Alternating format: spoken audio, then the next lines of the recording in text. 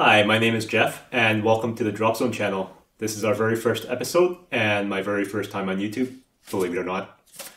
Today we're going to test this Casio G-Shock watch versus a fake one by crushing it underwater. Let's go.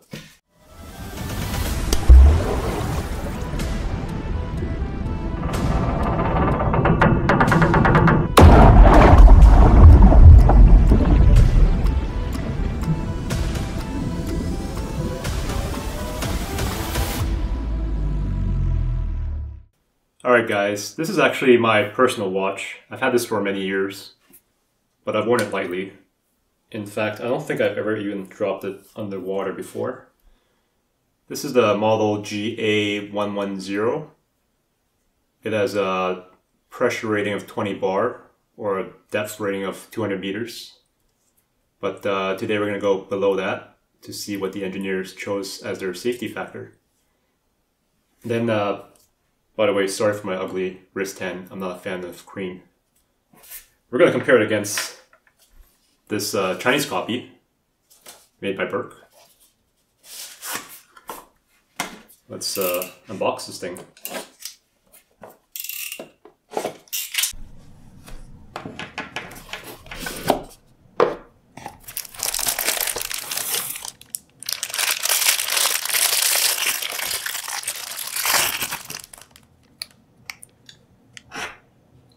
Now they both look very similar.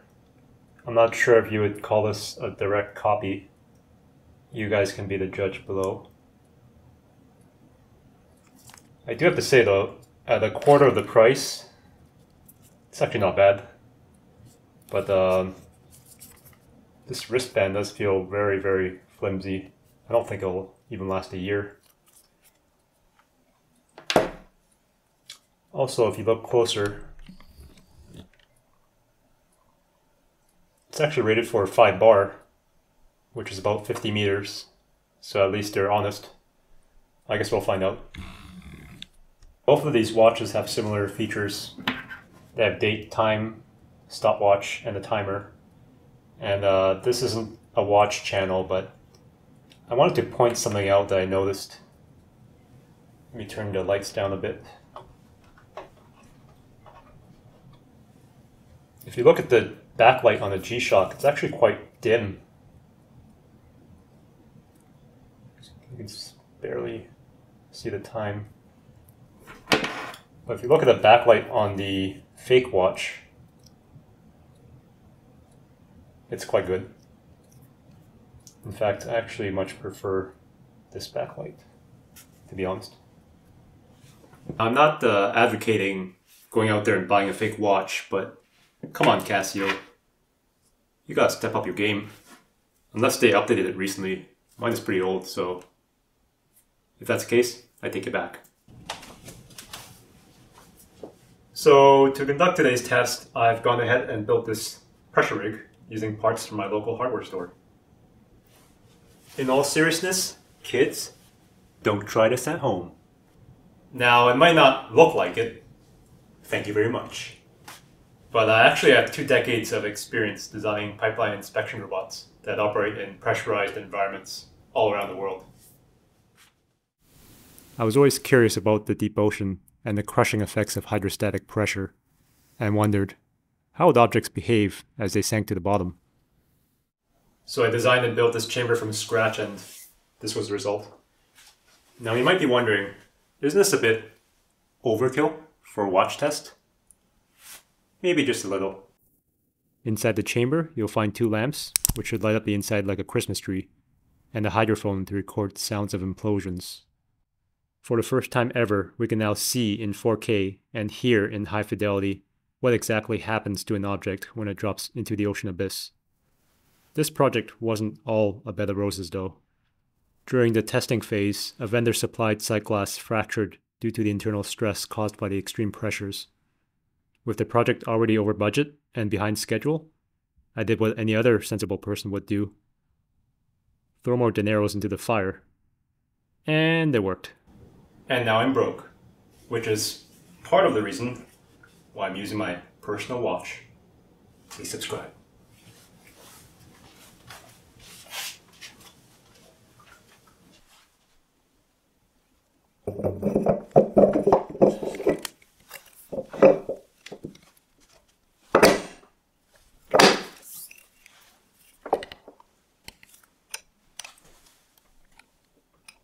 I'm going to be adjusting the audio gain on the fly, depending on the feedback we're getting.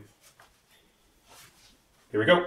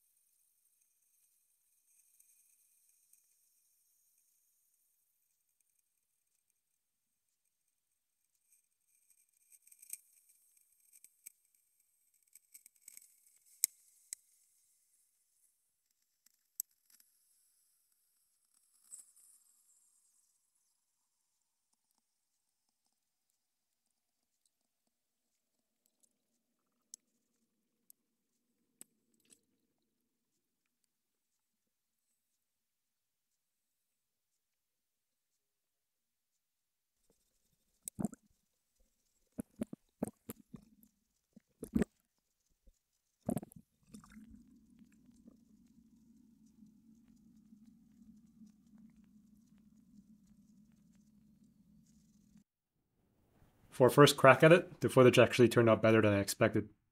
The failure happens quick, so I had the pressure sensor set to sample 100 times a second. The watch imploded right at 297 psi, shown as a blip in the graph. Let's see the implosion again in slow motion.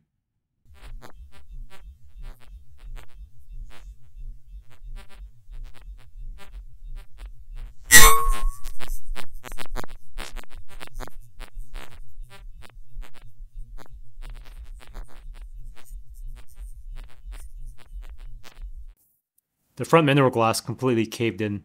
I was actually expecting it to go a bit deeper.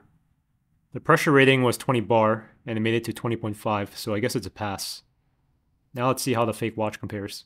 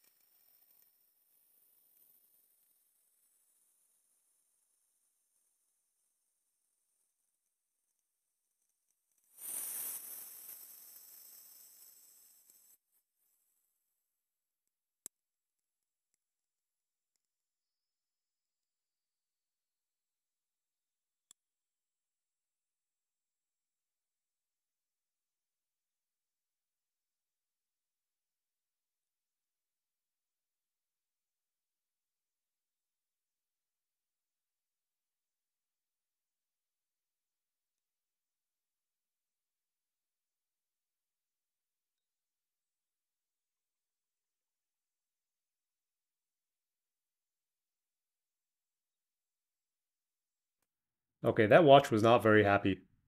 I honestly wasn't expecting much from the second test, but this is mind-boggling. If you look at the graph, the watch imploded at 1,728 psi, which is almost 1.2 kilometers deep in the ocean. Now, before you guys tee off and say that my gauge is broken, I actually paid for extra calibration to improve the accuracy of the factory. It was done by the Germans in Germany. Let's review the video to see what happened. You can see the watch actually failed at 154 meters, but it wasn't due to water ingress. It was an electrical failure due to the compression of the watch from the external pressure.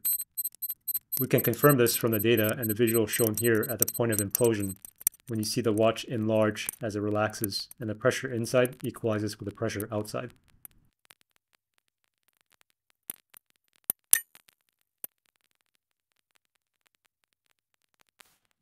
Near the end, it appears that the watch is smoking, but remember, this is underwater, so it's actually a drop of mysterious watch juice that was squeezed out. It could be coming from the LCDs.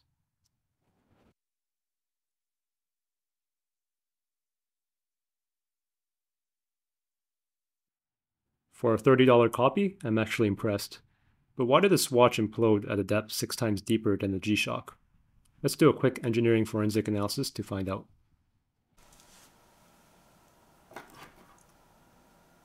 We know from the testing that it was a failure of the front glass which caused the implosion for both watches. If you look at the back, there's no sign of deformation on both of the steel plates. And also, if it was an O-ring failure, you'd see water fill up behind the glass in the video, which we didn't. So that must mean that the glass on the fake watch is thicker and or made from a stronger type of glass compared to the G-Shock.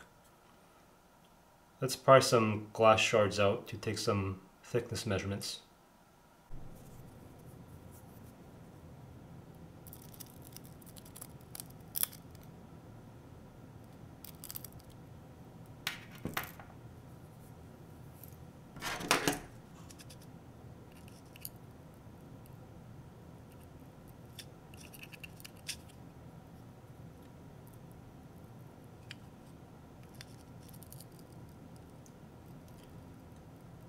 Okay, on the G-Shock we got 1.8 millimeters.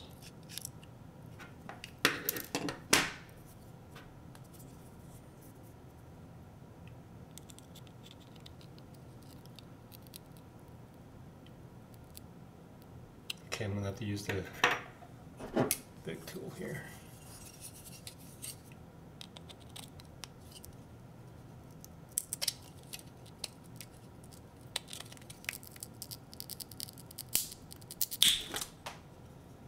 Okay, I should really be wearing safety glasses. Pick that up.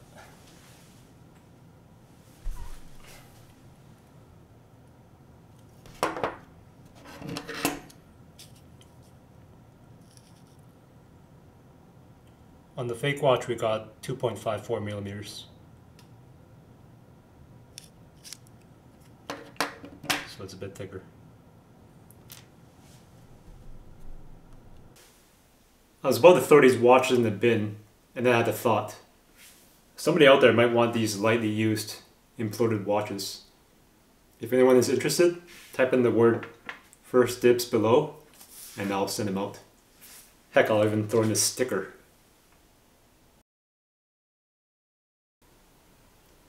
Well, it's taken me about a year to get to this point, to make this channel a reality. If you guys like this type of content, please hit the like and subscribe button to let me know that I didn't blow a giant wad on the glorified paperweight. I have a lot of fun episodes coming up, so don't miss out. If you guys have any feedback, let me know below. And yeah, we'll see you next time. Thanks for watching.